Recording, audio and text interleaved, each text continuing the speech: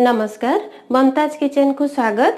आज चलतु चिकेन रो गोटे आइटम बनैबा जोटा कि मोर फेवराइट एवं समस्त भी फेवराइट बटर चिकेन बा चिकेन बटर मसला। ताहले चिकेन बटर मसला पाई कौन कौन सामान आवश्यक चलतु आमे प्रथमे जानिबा।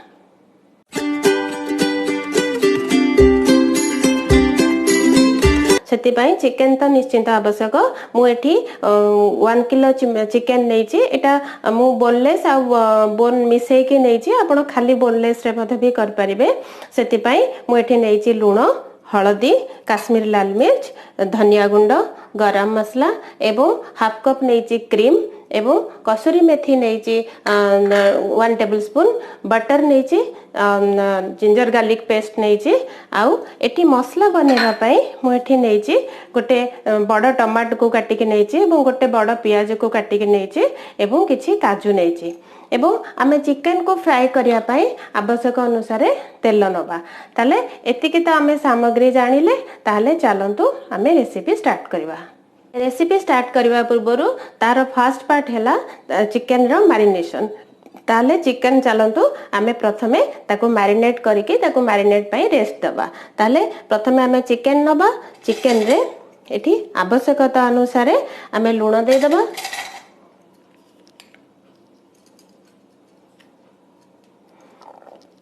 तापरे हल्दी गुंड दे दबा, तापरे आमे जो काश्मीर लाल मिर्च नहीं थिले काश्मीर लाल मिर्च नहीं दबा। तापरे आमे एठी गरम मसला हाफ टेबल स्पून दे दबा एवं जो धनिया गुंड नहीं थिले धनिया गुंड मध्ये भी हाफ टेबल स्पून दे दबा एवं आमे जो जिंजर गार्लिक पेस्ट नहीं थिले सेथिरु गोटे बड़ा चामच एठी जिंजर गार्लिक पेस्ट दे दबा। ताहले आमे तो सब जिंस चिकेन रे दे देई चंते। चिकेन को वर्तमान भलो से गोळे के ताको आमे 30 मिनिट 20 मिनिट रो 30 मिनिट ताको मैरिनेट हवा पई छाड़ीबा। ताहले ई चिकेन मैरिनेट हो आमे चलंतु तार नेक्स्ट प्रोसेस को जिबा। आमे सेही समय रे चलंतु आमे यार मसला को मसला पई प्रिपेयर करिबा। ताहले मसला पई जो आमे रखी चंती पियाज आ टमाटो आ काजू नै चंती ताकू ताले आमे फ्राई करिबा। फ्राई करिया पई मु फ्राइंग पैन रे 4 टेबल स्पून मु एठी देई देची रिफाइन ऑयल। तेल बर्तन टिके गरम हे गले आमे जो नै थिले पियाज से पियाज को एठी देई दबा।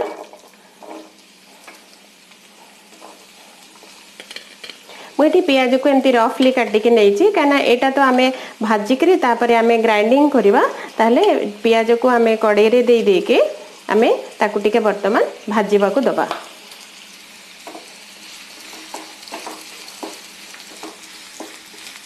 वर्तमान ताले आमर पियाज तो गोटे मिनिट भाजी हो गलानी।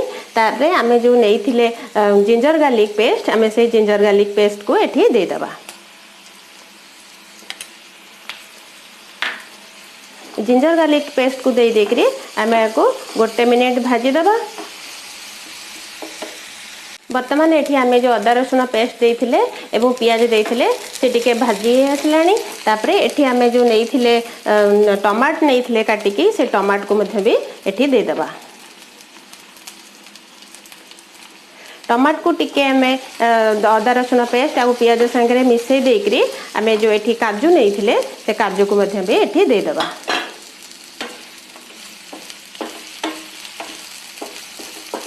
काजू को दे देकरी तापरे आमे एठी जो आमे नेइथिले हल्दी गुंड मसला रे टिके हल्दी गुंड दे दबा एवं जो धनिया गुंड नेइथिले धनिया गुंड गोटे चामच दे दबा एवं जो काश्मीर लाल मिर्च नेइथिले काश्मीर लाल मिर्च को मधे भी दे दबा एवं मसला पई मसला कसी हवा पई आमे एठी लूण दे दबा। तापरे आमे सबू को एकाठी मिसई के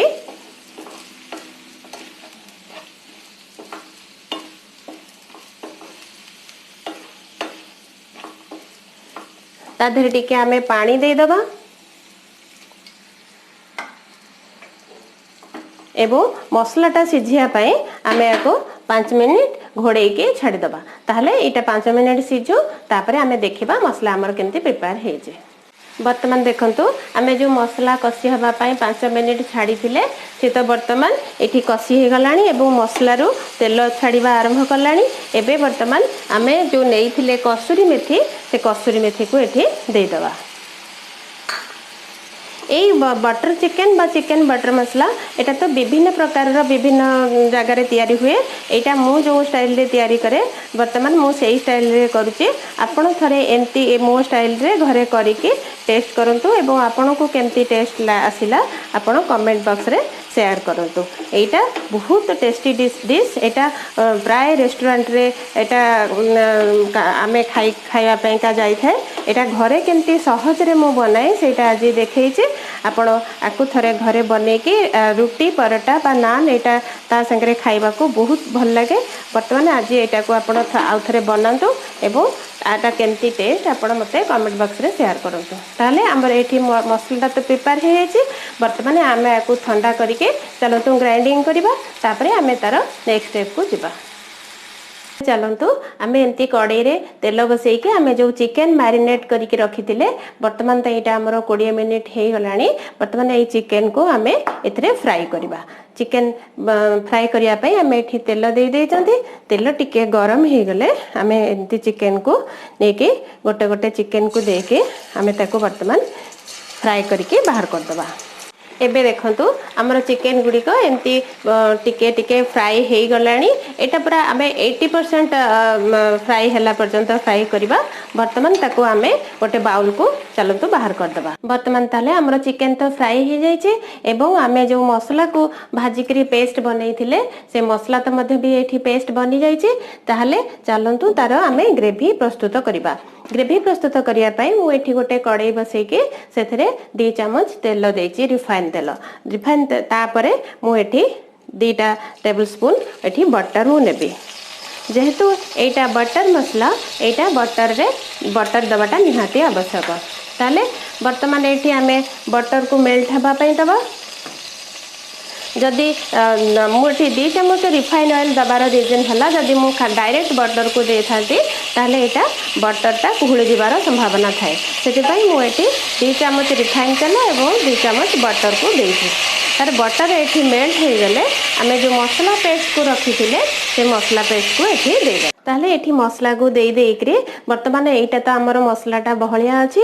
आमर क्वांटिटी अनुसार आमे ए जो जार रे टिके पानी दे देकरी आमे ताको से अनुसार आमे एठी दे दबा।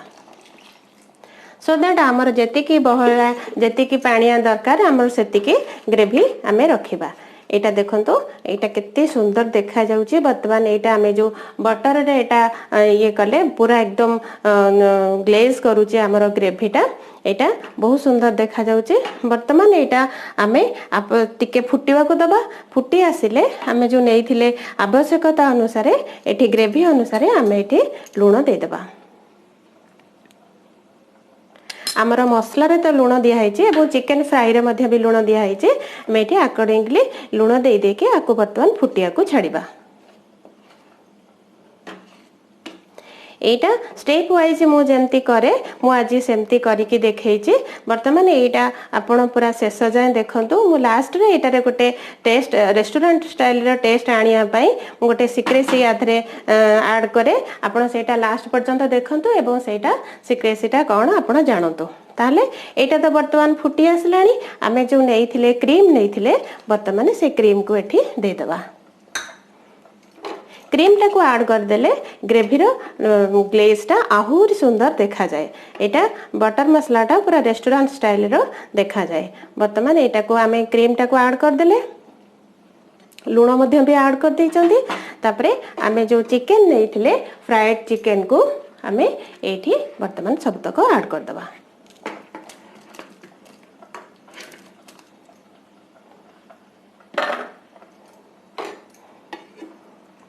चिकेन को ऐड कर देकरी आमे ताको टिके ग्रेवी संगे मिसई दबा।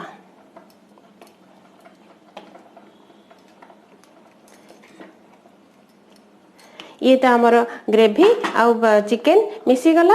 वर्तमान आमे को सिम रे टिके 1 मिनिट फुटिया को दबा।